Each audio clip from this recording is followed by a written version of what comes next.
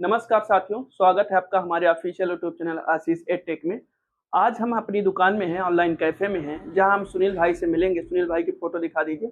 सुनील से मिलेंगे, जहां हम समझेंगे कि हमारी ऑनलाइन दुकान में क्या-क्या काम होता है, जैसे कि समग्र आईडी हो गया, खसरा हो गया, खतौनी हो गया, आयुष्मान कार्ड हो गया, सीएससी सेंटर है, एमपी ऑनलाइन सेंटर है, हमारे पास पेटीएम का कियोस्क था, वो नहीं रहा। इन सब चीज़ों के बारे में हम आज डिटेल से बात करेंगे। हमारे साथ हैं सुनील भाई पटेल जी, जो हमें बताएंगे कि क्या कैसे होती है प्रक्रिया के बारे में। सुनील भाई कैसे हैं?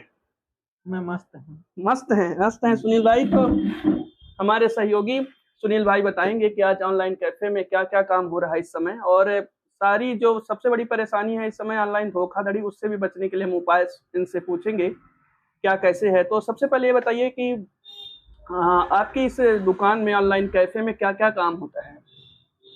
हमारे यहाँ मनी ट्रांसफ़र हाँ।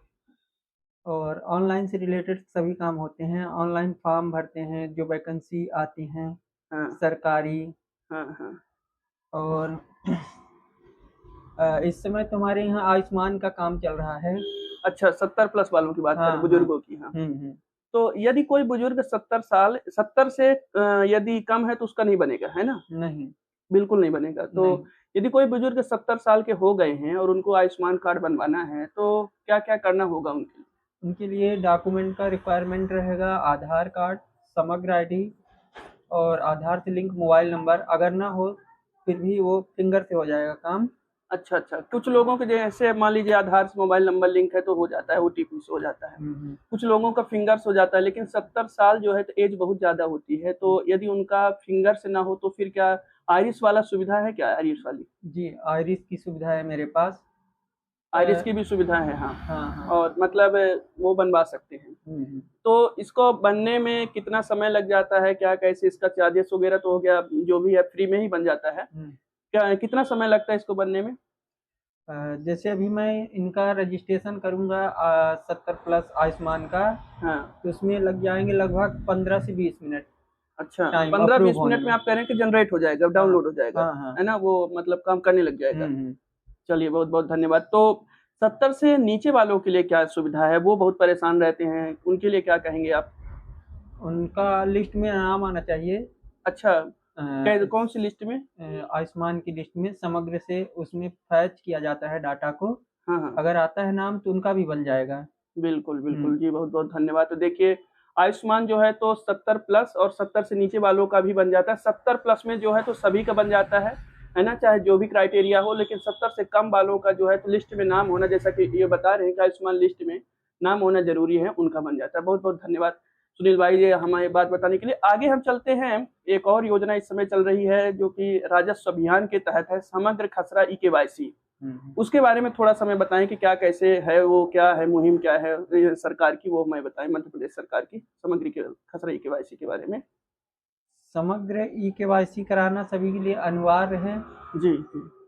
सबसे पहले समग्र में ई-केवाईसी होनी चाहिए, तभी हम खसरा को लिंक कर पाएँगे, समग्र और आधार से। जी, जी। और अगर नाम गड़बड़ है आपके खसरे में, हाँ, तो हाँ। समग्र से कनेक्ट ना हो पाएगा। उसके लाने हम भू अभिलेख की वेबसाइट पे जाके वहाँ पे भी एक लिंक दिया जाता है जिसमें ई-केवाईसी कर सकें। बिल्कुल, तो बिल्कुल। वहाँ से हम ई-केवाईसी उनका कर सकते हैं, हितग्राही का। बिल्कुल, बिल्कुल। हुँ।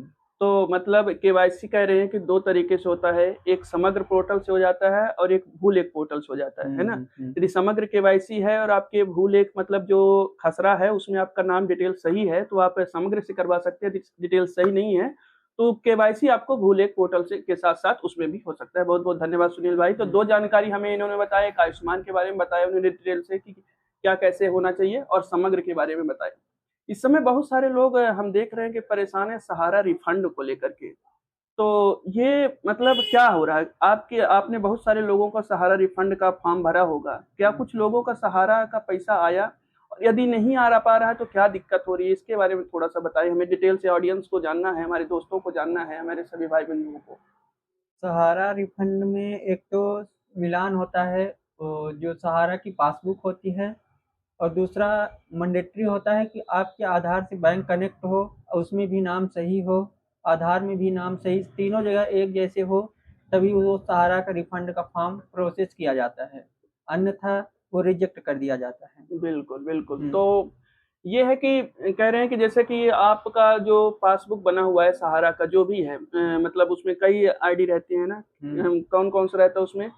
मतलब स्टार क मल्टी हाँ, हाँ। और स्टार मल्टीपर्पज़ करके रहता है, सहारा रिफंड पोर्टल में कई कंपनियाँ हैं जो भरे हैं वो जानते हैं, तो उनका कहना है कि जो उस पासबुक में जो बैंक पासबुक या सहारा वाली जो है, तो उसमें आपका जो नाम होना चाहिए, आधार में जो नाम हो और अन्य जो मतलब पैन कार्ड वगैरह में डिटेल हो, तो सारी चीज़ें एक होनी चाहिए और साथ ही साथ डीबीटी होना चाहिए, डायरेक्ट बेनिफिट ट्रांसफ़र, हुँ, जिसको कहते हैं। ये यदि 2-3 चीज़ें रहती हैं, तो आपको मतलब हो जाता है। हाँ। तो कई लोगों का जैसे रिजेक्ट हो गया, अब हम देखते हैं कि पहले जो जिन्होंने एजेंट ने भरा है हुँ, हुँ। फॉर्म भरा था वो उनकी पासबुक उसमें लेकर के और जो आधार में डिटेल है वो नहीं सही हुआ है। तो उनका सबका रिजेक्ट हुआ है। तो आगे की क्या प्रक्रिया हुई है उसकी? उनके लिए एक एनेक्चर फॉर्म अपनी वेबसाइट को लॉगिन करेंगे वहाँ पे जाके रिसबमिशन के लिए। सीआरएन फॉर्म नंबर होता है उसके थ्रू लॉगिन होता है। फिर वहाँ पे आप जाएँगे तो इनेक्चर फॉर्म होता है, जी, जो कि जी। उसमें पूरा समझा के रखता है कि मतलब कि आपको अगर कोर्ट से ज़रूरत है तो ई-स्टाम्प नोटरी वगैरह करके आप लाएँ, यहाँ स्कैन करें सीएससी या एमपी ऑनलाइन के माध्यम से, वहाँ से पूरी प्रोसेस हो जाएगी। फिर उसके बाद आपका रिफंड के लिए प्रोसीड करेंगे। जी, जी, हुँ। बिल्कुल, बहुत-बहुत धन्यवाद। तो सहारा के लिए इन्होंने कैसे बताया कि नया फॉर्म कैसे भरना है, यदि फॉर्म रिजेक्ट हो रहा है तो रिसबमिशन के लिए कैसे फॉर्म भरा जाना है और क्या-क्या ज़रूरतें हैं जो आपको होनी चाहिए। बहुत-बहुत धन्यवाद हुँ। सुनील भाई।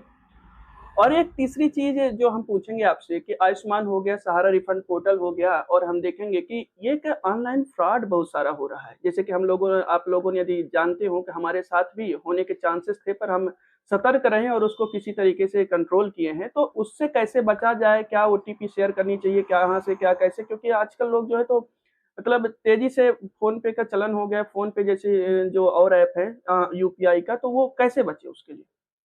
उसके लिए जो धोखाधड़ी करते हैं लोग बाग अक्सर, तो उसमें एक आपको नोटिफ़िकेशन भेजेंगे, हुँ, वहाँ हुँ, से बोलेंगे कि मतलब आप बैलेंस चेक कर लीजिए, आपको लकी ड्रा में चॉइस किया गया है। हुँ, आप हुँ। अगर बैलेंस चेक करते हैं, वहाँ नोटिफ़िकेशन बेल आइकन होता है, बेल आइकन के पास वो बताएँगे कि बेल आइकन में जाइए, आप बैलेंस चेक करिए, बैलेंस जैसे ही चेक करते हैं, तो आपका पूरा पैसा कट जाता है। हुँ, हुँ, हुँ। इससे बचने के लिए उसको आप स्किप कर दिया करिए, हाँ, हाँ, बिल्कुल, तो बिल्कुल। धोखाधड़ी से आप लोग बच सकते हैं। बिल्कुल, बहुत-बहुत धन्यवाद। तो ये है कि जो खेल है तो उसी का है कि मतलब यदि आपको के पास कोई भी मैसेज आ रहा है, मैसेज के थ्रू या ईमेल के थ्रू या मतलब फ़ोन लगाया जा रहा है तो उससे बचें और उसको सतर्क रहें क्योंकि हमने देखा है कि ऐसे भी मैसेज आते हैं जो बैंक का नाम लिखा रहता है, एसबीआई बैंक लिखा रहेगा कि बैंक की तरफ से, ऐसा टोटली लगेगा कि आपके बैंक की तरफ से आया है लेकिन वो होता बैंक की तरफ से नहीं है, बल्कि फ्रॉड होता है। दूसरा तरीका इस समय ऐसे आ रहे हैं, फ्रॉड हो रहा है कि आपको फ़ोन लगाते हैं वो और वो आपकी आपसे पहचान रहता है, ऐसे लगता है कि जैसे हमारा रिश्ता है उनसे और वो बताएँगे और कहीं फँसे हुए रहते हैं और वो कहेंगे कि हम आपके उसमें फ़ोन पे में पैसा डाल दिए हैं, स्क्रीनशॉट भी शेयर करेंगे और फिर दूसरा जो है तो स्कैनर देंगे और कहेंगे कि इसमें पैसा डाल दीजिए। तो कई लोगों के साथ ये धोखा हो रहा है, इसलिए सतर्क रहिए। तो हमारे साथ है सुनील भाई एक बार फिर से बहुत-बहुत धन्यवाद ये बताने के लिए। तीसरी बात हम जानना चाहते हैं सुनील भाई कि जो हमारे बच्चे हैं मतलब हम स्टूडेंट हैं, वो एग्ज़ाम फ़ॉर्म कैसे भरें? क्या कैसे एपीएस का एग्ज़ाम फ़ॉर्म क्या भरने के लिए क्या-क्या चाहिए? एपीएस का एग्ज़ाम फॉर्म भरने के लिए रिक्वायरमेंट होती है एनरोलमेंट की। हुँ। एनरोलमेंट नंबर लाएँ और हुँ, वहाँ पे एनरोलमेंट नंबर डालें हुँ, और हुँ, एनरोलमेंट डाल के वहाँ पे आपका सेमेस्टर, ईयर जो भी है तो वहाँ पे चूज़ करें। उसके हुँ, बाद कैप्चा फ़िल करने के लिए आएगा, कैप्चा फ़िल करेंगे, वहाँ सबमिट करेंगे, सबमिट करने के बाद आपका पूरा फ़ॉर्म खुल जाएगा। हुँ, वहाँ पे हुँ, आप देख लीजिए कि मेरी पूरी सब्जेक्ट सेलेक्ट है कि नहीं है। अगर नहीं है सेलेक्ट तो उसको सेलेक्ट कर लीजिए, जो मतलब आपके हुँ। जो सब्जेक्ट सब्जेक्ट आपकी हो तो वो सेलेक्ट करके आप आगे बढ़ जाइए। फिर उसके हुँ, बाद आपको वहाँ पे शुल्क दिखाई देगी, हुँ, हुँ, कितनी मतलब कटने वाली है उसको शुल्क प्रोसीड करेंगे तो आगे पेमेंट होगा। पेमेंट गेटवे में जाके PhonePe, Paytm, debit card, credit card कहीं से भी आप नेट बैंकिंग वगैरह से आप पेमेंट कटवा सकती हैं। उसके बाद आपका फॉर्म फुल सक्सेसफुल हो जाएगा। जी, बिल्कुल, हुँ। बहुत ही सूक्ष्म तरीके से उन्होंने बताया कि किस तरीके से आपका एग्ज़ाम फ़ॉर्म भरा जाना है एपीएस का। एपीएस की बात हमने इसलिए की क्योंकि एपीएस यूनिवर्सिटी है जिसमें बहुत सारे स्टूडेंट को जुड़ाव रहता है और वो परेशान हो जाते हैं एग्ज़ाम फ़ॉर्म की डेट कब है, कैसे भरा जाना है, क्या कैसे है, तो इसलिए उन्होंने बताया। और यदि एपीएस से रिलेटेड यदि बात हो रही है तो हम ये जानना चाहें कि एपीएस में और क्या-क्या इस समय हो रहा है? यदि आप फॉर्म भरते रहते हैं तो जानकारी हो तो क्या-क्या इस समय गतिविधियाँ चल रही हैं? एपीएस यूनिवर्सिटी के जो बच्चे हैं उनके लिए एक मैंडेटरी कर दिया है, अलग सी वेबसाइट बनाया हुआ है हुँ, हुँ। IUMS पोर्टल करके। हुँ, उस वेबसाइट पे जाके बच्चे अपना रजिस्ट्रेशन कर लें। उसमें हुँ, शुल्क लगती है 59 रुपए की। उस रजिस्ट्रेशन करेंगे तभी उनका एग्जाम फॉर्म फिल हो पाएगा एपीएस का। हुँ, हुँ। हुँ। जी, बहुत-बहुत धन्यवाद। तो हमने जानकारी ली जैसे कि ये सारी चीज़ें हो गई, आयुष्मान हो गया, समग्र हो गया और सहारा के बारे में उन्होंने बताया। ऑनलाइन हम जानते हैं कि इतनी गहराई है इसमें, इतनी सारी चीज़ें हैं कि हम खुद ही नहीं समझ पा रहे हैं कि कितने मतलब क्या-क्या काम हो सकते हैं। उसमें सिर्फ़ एक काम नहीं रहता है, अनेकों काम रहते हैं। बहुत सारे लोग ये भी जानना चाह रहे हैं कि आधार जो नए बच्चे हैं, नए बच्चों का आधार कार्ड कहाँ से बनवाया जाए? क्या कैसे इसकी प्रक्रिया होती है? उसके बारे में थोड़ा संक्षेप से हमें बताएँ। जो अभी बच्चे जो पैदा हुए हैं मतलब छोटे बच्चे 0 से 5 वर्ष की, हुँ, उनके लिए पोस्ट ऑफिस में भारत सरकार द्वारा मिशन चलाया गया है कि वहाँ पे जो पोस्टमैन होते हैं, डाकिया जिनको बोलते हैं, उनके पास जाइए और अपना प्रमाण पत्र ले रहे हैं, जन्म प्रमाण पत्र, या तो मम्मी या पापा उनके साथ में जाएं उनके, जी। वहाँ से जाके डाकिया से बोलें कि मुझे इनका न्यू आधार इनरोलमेंट करना है, तो हुँ, न्यू हुँ। आधार का इनरोलमेंट कर देंगे। हुँ, हुँ। उनके अ, माता पिता की फिंगर थंब रखना पड़ेगा वहाँ पे जाके। बिल्कुल, बिल्कुल। और यदि जैसे मान लीजिए एक सरकार के बार-बार मैसेज आता रहता है गवर्नमेंट की तरफ से कि मतलब 10 साल से ज़्यादा का यदि आपका आधार कार्ड हो गया हुआ केवाईसी अपडेट कराए तो आप फिर से करा लीजिए। इसके बारे में क्या कितना मतलब ज़रूरी है? क्या कैसे इसके बारे में बताएँ थोड़ा-सा? अच्छा, ये जो मैसेज इस समय भारत सरकार द्वारा दिया जा रहा है UIDAI के द्वारा, तो उसमें हमको मैंडेटरी हो गया कि वोटर आईडी अपना लिंक करें, एड्रेस प्रूफ के लाने और पहचान के लाने। उसमें हुँ। मैंडेटरी है, इसको कराना ही पड़ेगा, नहीं तो आपका आधार कैंसिल कर दिया जाएगा। अच्छा, अच्छा। इस समय हो रहा है फ्री ऑफ कॉस्ट, कहीं से भी आप MP ऑनलाइन, CSC या आधार सेंटर द्वारा कहीं से भी आप करा सकते हैं। जी, बहुत-बहुत धन्यवाद सुनील भाई, एक और जानकारी उन्होंने बताया। आगे हम चलते हैं, आगे 1-2 योजनाएँ हैं जिनको लेकर के बहुत सारे लोगों का जुड़ाव होता है। एक पीएम किसान है और दूसरा लाडली बहना है। पीएम किसान जिन लोगों को तो मिल रहा है, 6,000 मिलता है सरकार की तरफ से, 4-6 हज़ार ऐसे राज्य सरकार की तरफ से मिलता है। लेकिन जो लोग छूट गए हैं, उनको अभी नहीं मिल पा रहा है, तो वो क्या करें? किस तरीके से रजिस्ट्रेशन होता है, क्या कैसे होता है, उसके बारे में थोड़ी-सी डिटेल से बताएँ हमारे से। पीएम किसान का अभी तो रजिस्ट्रेशन पुराने लोगों का हो रहा है, जो 18 से अभी तक ज़मीन अपनी ट्रांसफ़र कराए हैं या तो न्यू परचेज़ किए हैं, कुछ भी हुँ, हुआ हो, तो उनका अभी तो हो नहीं पा रहा है। जो पुराने जिनके पास ज़मीन है वो करवाना चाह रहे हैं, तो CSC या MP ऑनलाइन या पटवारी के माध्यम से करा सकते हैं। जी, तो बिल्कुल, उनका बिल्कुल। रजिस्ट्रेशन हो जाएगा, उसके बाद स्टेटस अपना चेक करते रहें बीच-बीच में कि मेरा स्टेटस कहाँ तक पहुँचा है, संपर्क करते रहें पटवारी साहब से।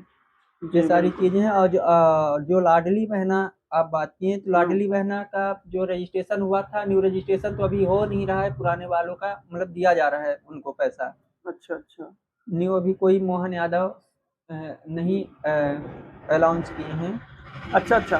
पीएम किसान में कई जन का ऐसा है कि उनका रजिस्ट्रेशन हो चुका है, कई बार पैसा आ भी चुका है, लेकिन फिर कुछ समय पश्चात जो है तो पीएम किसान में पैसा आना बंद हो गया। तो इसके लिए क्या करें, वो क्या परेशानी है इसमें?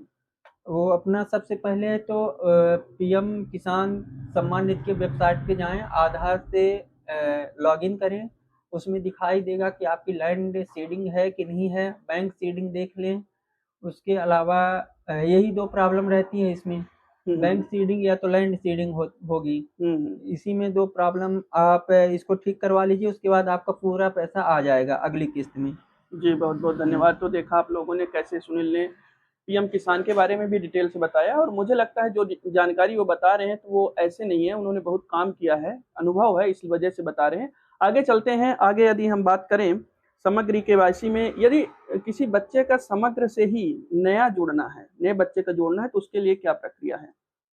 उसके लिए आप या तो CSC centre, MP online near by जहाँ कहीं भी हो विज़िट करिए, वहाँ पे आप बोलिए जाके उनको, हाँ, हाँ। मेरे बच्चे का समग्र में नाम जोड़ना है, तो आप 1 साल का रहेगा बच्चा तो उनका लगेगा बर्थ सर्टिफिकेट, अगर 1 साल से ऊपर है तो उनके लिए आधार कार्ड मैंडेटरी है, आधार कार्ड देना ही पड़ेगा। जी बिल्कुल। आधार कार्ड देंगे, वो ऐड मेंबर करेंगे, आपको ऐड मेंबर कर देंगे।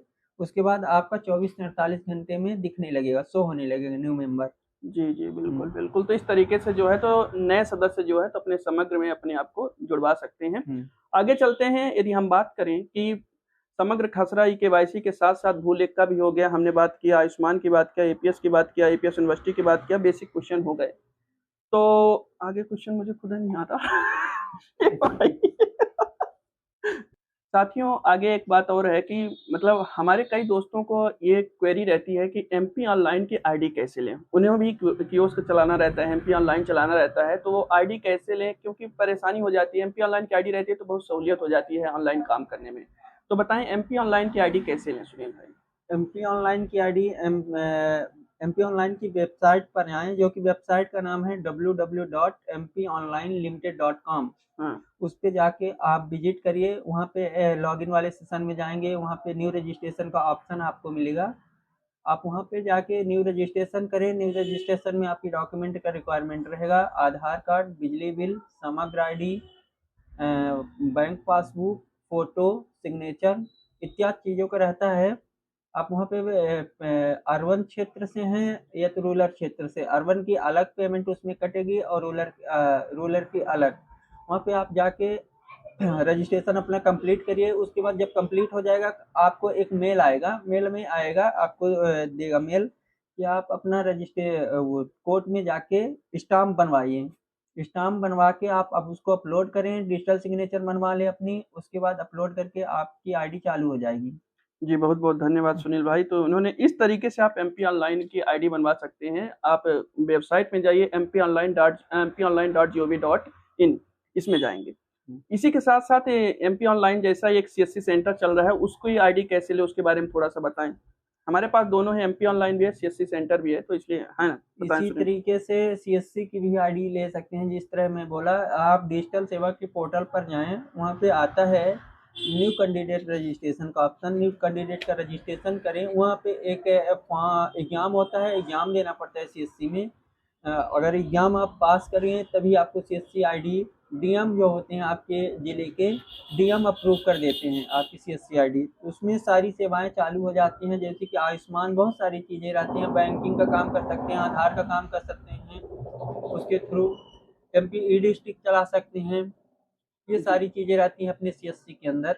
बिल्कुल, बिल्कुल। तो इस तरीके से हमने जाना कि एमपी ऑनलाइन की आईडी कैसे लें, सीएससी सेंटर कैसे खोलें। जो इन्होंने तरीका बताया उसके तरीके से आप जो है तो ये सारी चीज़ें कर सकते हैं। इसी के साथ हम बात करेंगे कि आरसीएमएस जो पोर्टल है, जिसमें हम जानते हैं कि सर्टिफाइड खसरा नक्शा और खतौनी निकलता है, साथ ही साथ उसमें जो है तो आवरण पुस्तिका जो है तो ऑनलाइन निकलने लगी है, उसकी प्रक्रिया के बारे में सुनील जी बताएँ थोड़ा-सा? आरसीसीएमएस वेबसाइट आरसीएमएस। है हुँ, लोक सेवा की, हुँ, जिसमें सर्टिफाइड खसरा या ऋण पुस्तिका, नक्शा, खतौनी इत्यादि निकलता है उससे। तो आप किसी सीएससी या एमपी ऑनलाइन की सेंटर में विजिट करें। वहाँ पे वो आपसे पूछेंगे कुछ डिटेल आपकी, हुँ, हुँ। और आपको खसरा देना होगा उनको। वो आपका खसरा लेंगे, आगे प्रोसीड करेंगे। आपको आधे 1 घंटे के अंदर आपको सर्टिफाइड खसरा या नक्शा जो भी हो, वो निकाल कर दे देंगे। अच्छा, अच्छा। तो हुँ। ये जो है तो पुराना यदि निकलवाना है तो हमें कब से कब तक का मिल जाएगा यहाँ ऑनलाइन ही कैसे पुराना कब से कब तक का मिल जाएगा? पुराना जो उसमें अवेलेबल है 2000 सन से अभी तक का 2025 तक के अवेलेबल उसमें करता है। अच्छा। बाकी आप अगर 1999 वगैरह का आपका चाहिए तो आपको लोक सेवा में जाके आवेदन करना होता है, वो रिकॉर्ड रूम से निकाल के आपको देते हैं। बिल्कुल, बिल्कुल। तो इस तरीके से आप जो है तो सर्टिफ़ाइड, वेरिफ़ाइड जो है तो खसरा नक्शा निकलवा सकते हैं। ऑनलाइन से ही निकलता है और छोटी-सी डिटेल होती है जो आपको ले जानी होती है वो दी जाती है। ठीक है, बहुत-बहुत धन्यवाद सुनील भाई। आगे चलते हैं तो एक और जानकारी है, हमारे बहुत साथी परेशान रहते हैं पीएफ को लेकर के। पीएफ कैसे निकलवाएँ और क्या यहाँ हमारे ऑनलाइन जो दोस्त होते हैं, हमारे जैसे कैफ़े वाले होते हैं, वो निकाल देते हैं, क्या कैसे होते हैं? उसकी प्रक्रिया में थोड़ा-सा बताएँ सुनील भाई। ईपीएफ आप निकलवा सकते हैं। आपके पास ईपीएफ का रजिस्टर्ड अकाउंट मिलता है उसमें, जिसको अपन लोग बोलते हैं पीएफ नंबर। आप पीएफ अपने से भी कर सकते हैं या तो किसी ऑनलाइन सेंटर पे जाके करवा सकते हैं। तो आप जब जैसे आपको मिला न्यू पीएफ, तो उसमें पहले एक्टिवेट करना होता है। एक्टिवेट करने के लिए आधार कार्ड, मोबाइल नंबर जो आधार से लिंक है उसको वो अपने पास मौजूद होना ज़रूरी है। आप एक्टिवेट कर सकते हैं वहाँ पे सारी डिटेल फिल करके। उसके बाद आप आगे की प्रक्रिया लॉगिन करेंगे। लॉगिन करके ई-केवाईसी करना होता है। बैंक डिटेल और पैन कार्ड, आधार कार्ड, ई-केवाईसी होता है उसमें। ई-केवाईसी करके आप अपना पीएफ ऑनलाइन, जब केवाईसी अप्रूव हो जाए तो ऑनलाइन पीएफ अप्लाई कर सकते हैं। कई दोस्त हैं हमारी, उनकी ये परेशानी रहती है कि पीएफ में जैसे कंपनी की तरफ से जब रजिस्टर्ड होते हैं तो नाम कुछ अलग है, जैसे मान लीजिए राकेश कुमार है और आधार कार्ड में लिखा है राकेश कुमार सिंह। तो क्या ये जो पीएफ है ये सुधर सकता है यहाँ से ऑनलाइन ही, या उनको कंपनी में ही जाना पड़ेगा? इसके लिए क्या प्रक्रिया है? नहीं, ये सारी चीज़ें सुधर जाती है अपने से भी। पीएफ में एक प्रोफाइल का अकाउंट वहाँ पे दिखाई देगा आइकन। प्रोफाइल वाले आइकन में जाके वहाँ पे आपका नाम दिखाई देगा। नाम में जाके एडिट का ऑप्शन आएगा। एडिट करेंगे, वहाँ पे आपको 2-3 डॉक्यूमेंट की आवश्यकता होती है, जैसे कि पैन कार्ड, वोटर आईडी या ड्राइविंग लाइसेंस, निवास प्रमाण पत्र। ये आपके पास रहना चाहिए, तभी आपका नाम जो है चेंज हो पाएगा।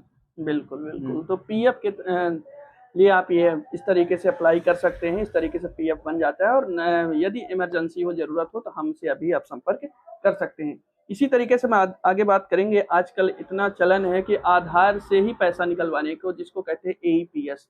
तो एईपीएस के लिए क्या कैसे होता है, इसमें क्या मतलब लाना चाहिए कैंडिडेट को, और जिनका नहीं लिंक हुआ है उनके लिए क्या प्रक्रिया है, वो थोड़ा सा बताएं सुनील भाई।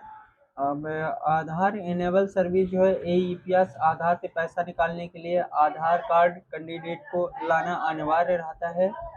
कैंडिडेट किसी सीएससी सेंटर या एमपी ऑनलाइन ग्राहक सेवा केंद्र पे जाके निकलवा सकते हैं। आधार कार्ड लेकर अपना थंब या तो आइरिस से निकलवा सकते हैं।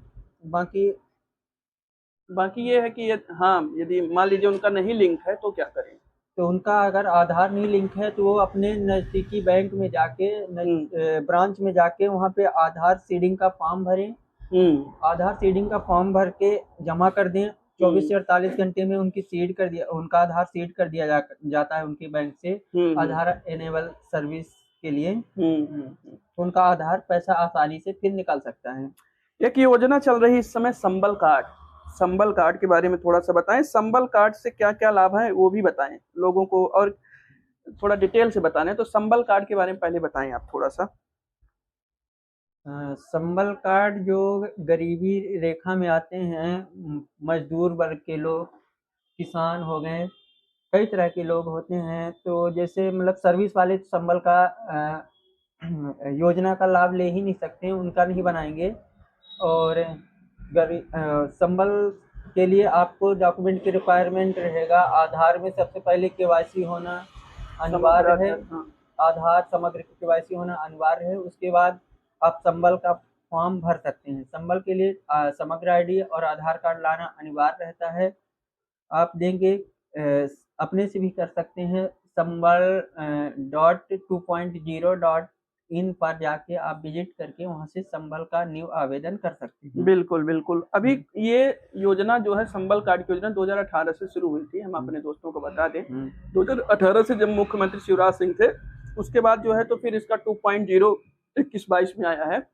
तो परेशानी यह है कि कुछ लोगों का पहले से ही लिंक है, बना हुआ था, और फिर उसको बाद में रिजेक्ट किया गया है और नया रजिस्ट्रेशन नहीं होता है। तो वो कैसे कराएं, क्या करें? वो सबसे पहले तो अपने ग्राम पंचायत के मुखिया सरपंच से मिलें, नहीं तो सेक्रेटरी से मिलें। उनसे बोलें कि मेरा फॉर्म रिजेक्ट हुआ है, मुझे न्यू आवेदन करना है। तो वो लोग आपका फॉर्म ले लेंगे। उसके बाद आपकी प्रक्रिया आगे बढ़ाएंगे। जी, बहुत बहुत धन्यवाद। और यदि कई बार होता है कि सेक्रेटरी के यहाँ से मतलब ब्लॉक लेवल से हो नहीं पाता है, तो इसमें 181 जो सीएम हेल्पलाइन है वो कैसे सहयोग करता है, वो थोड़ा सा हमें बताएं संक्षिप्त में। सीएम हेल्पलाइन में आप कॉल करके शिकायत भी कर सकते हैं अगर सेक्रेटरी आपका नहीं कर रहा है। अप्रूव फॉर्म, तो उसमें आप शिकायत दर्ज करा सकते हैं। जो बोलते हैं वही चीज़ आपको वहाँ बताना है। वो सारी डिटेल लेंगे आपसे, समग्र की भी डिटेल लेंगे, आधार कार्ड की भी डिटेल लेंगे, आपके ज़िले की लेंगे, ब्लॉक पूछेंगे, ग्राम पंचायत पूछेंगे, ये सारी चीज़ें आप पूछेंगे, आपकी शिकायत दर्ज कर लेंगे। फिर उसके 1 हफ्ते बाद आपका कॉल बैक आएगा आपके नज़दीकी जनपद पंचायत से, वहाँ से आप तो इसी सीएम हेल्पलाइन से अभी अभी नहीं, सीएम हेल्पलाइन से ही हमें याद आया कि सीएम हेल्पलाइन हम नागरिकों के लिए, मध्य प्रदेश के निवासी के लिए कितना उपयोगी है, उससे क्या-क्या लाभ हुआ है, ये थोड़ा-सा बताएँ और कहाँ-कहाँ छोटे-मोटे जो चीज़ें होती हैं वो कैसे सॉल्यूशन उसका ढूँढता है वो? सीएम हेल्पलाइन में सभी लोग मतलब मध्य प्रदेश सरकार सीएम हेल्पलाइन बहुत अच्छा मतलब वो बना के रखे हैं, शिकायत सेंटर। बिल्कुल, बिल्कुल, बिल्कुल। आप वहाँ पे शिकायत दर्ज कराएँगे, वो निराकरण के लिए आपके नज़दीकी जिस डिस्ट्रिक्ट से रहेंगे कलेक्ट्रेट में भेज देंगे, आपकी सारी चीज़ें लिखकर वहाँ से उस डिपार्टमेंट में जाएगा, डिपार्टमेंट फिर जाँच करेगा कि मेरे कहाँ पे गलती हो रही है, ये सारी चीज़ें आपसे कोऑर्डिनेट करेंगे, कोऑर्डिनेट करके आपको रिज़ॉल्यूशन प्राप्त करवाएँगे। जी, बिल्कुल, तो हुँ, सीएम हेल्पलाइन जो सरकार का है, ये लगभग 2010-12 से चल रहा है और बहुत उपयोगी है हम हुँ, नागरिकों के लिए, जो कई जन की ऐसी परेशानी होती है, जो सॉल्यूशन नहीं मिलता है उनको यहाँ पे, तो वो सीएम हेल्पलाइन में डायरेक्ट 181 पर कॉल कर सकते हैं और उनको आप आय हो गया, जाति हो गया, निवास हो गया, संबल हो गया, जो भी जहाँ पे योजनाएँ हों, वहाँ पे आप कर सकते हैं, ये बहुत उपयोगी है। तो यही था वीडियो। हमारे साथ है सुनील भाई पटेल जी, जिन्होंने आपको बताया डिटेल से कि हमारे ऑनलाइन सेंटर में क्या-क्या काम होता है, कैसे होता है। यदि वीडियो आपको अच्छा लगा हो तो इसे लाइक करिए, शेयर करिए और हमारे चैनल को सब्सक्राइब करते रहिए ताकि ऐसे ही हमारा मोटिवेशन बढ़ता रहे। धन्यवाद।